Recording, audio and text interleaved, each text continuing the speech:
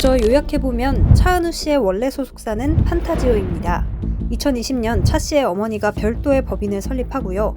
차 씨가 벌어들인 금액을 차 씨와 차 씨의 어머니 법인이 나눠 가지게 된 겁니다. 개인이 내는 종합소득세 최고 세율은 45%, 법인세 최고 세율은 24%. 종합소득세보다 낮은 법인세 세율을 적용받기 위한 것 아니냐는 의심을 받고 있는 겁니다.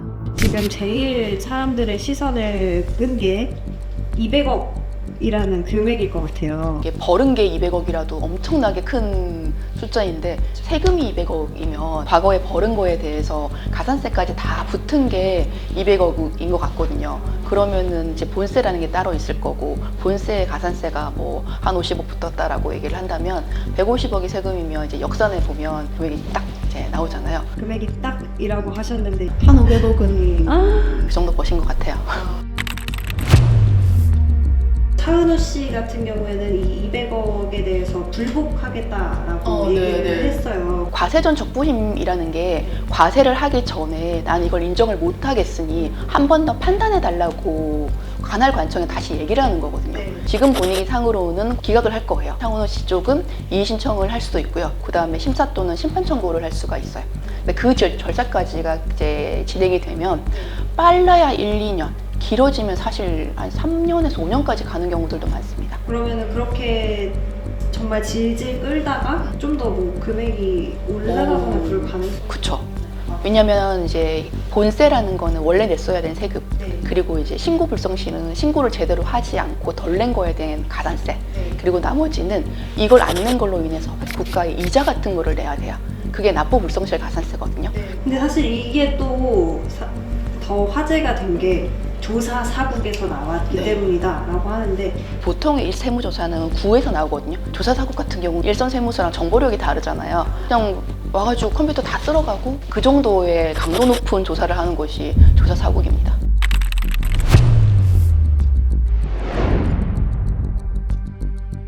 어떤 잘못을 했다고 판단을 하신 거죠. 그게 뭔지는 사실 저희는 정확하게는 모르겠지만 뭔가가 있지 않았을까. 조금 다른 거라면 아마 이번 차은우 씨 건 통해서 유한 책임회사가 뭐야? 뭐 이렇게 처음 들어보신 분들도 사실은 많으실 거예요. 차 씨의 어머니가 만든 세 개의 법인, 처음에는 주식회사로 시작했지만 그 뒤에 생긴 법인은 유한 책임회사입니다. 주식회사 같은 경우는 이제 회사 사이즈가 조금 더 커진다거나 그러면 외부 감사도 받아야 되고 자료도 공시를 내부에 해야 됩니다. 근데 그런 걸 하지 않기 위해서는 유한회사를 많이 세웠거든요. 근데 유한회사도 주식회사처럼 회사가 이제 자산이 많아지거나 그러면은 이제 감사 대상으로 바뀌었기 때문에 이것보다 더 소규모, 아예 그걸 받지 않는. 이곳이 차은우 씨 어머니가 차 씨의 연예 활동을 지원하기 위해서 세웠다는 법인이 있던 곳입니다. 알려진 것처럼 장어집이었던 걸 보여주는 간판도 있고요. 안으로 한번 들어가 보실까요? 좀 일단 공간을 보기에 넓기는 한데 이곳에서 장어 장사를 했다라고 하면 다른 업무를 보기는 좀 어렵지 않았을까 하는 생각이 드는 구조입니다. 그 환경을 조사하러 갔는데 가봤더니 식기류도 없고 아무것도 없는 상태로 확인이 된 거예요. 올해 1월 26일 날 한강구로 사무소 소재지를 바꿨어요.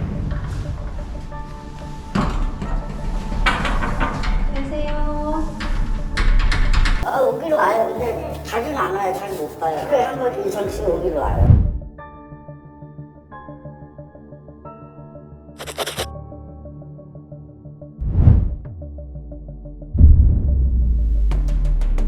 차은우 씨 쪽에서 적극적으로 소명해야 되는 부분이 어떤 것들이 있을까요? 지금 가장 핵심적으로 나온 부분이 지인이 대표이사로 있는 법인의 허위 세금 계산서를 발행을 했다. 이 부분인데 이게 아닌 게 인정이 되려면 실제로 일을 했다는 게 인정이 돼야 되잖아요. 어떤 서비스를 제공을 했고 업무 일지는 있는지, 그리고 뭐 스케줄은 어땠는지, 만약에 여기에 이제 고용된 인력이 있었다면은 그 사람들에 대한 뭐 임금 지불이나 이런 것들이 되고 있었는지.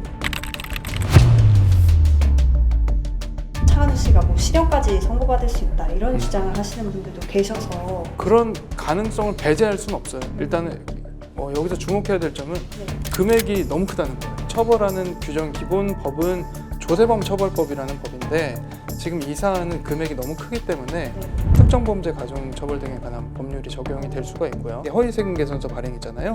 허위 세금 개선서 발행의 경우에는 세액이 30억 이상인 경우에는 1년 이상의 유기징역, 그리고 50억 이상인 경우에는 3년 이상의 유기징역에 처하게 돼 있거든요. 아니면 네. 지금 과세적 부심 진행 중이긴 한데 네. 이게 불채택돼서 차은우 네. 씨가 200억 깔끔히 내겠습니다. 네. 그러면은 그때는 이제 형사 절차는 따로 진행이 안 밟을 가능성도 있습니다. 지금 어떻게 대응하는 게 최선? 사실 지금은 깔끔하게 인정을 하는 게 맞지 않을까 싶습니다. 왜냐하면 물론 이제 억울할 수 있어요. 네. 억울할 수 있고 아직 사실관계가 뭐 명확하게 드러난 것은 아니기 때문에 누가 봐도 세금 감면을 위해서 법인을 설립한 것이 아니냐 이런 의심을 할 수 있는 상황이기 때문에 이런 부분에 대해서 인정을 하고 세금을 납부를 하는 게 가장 좋은 방법이 아닐까 싶습니다.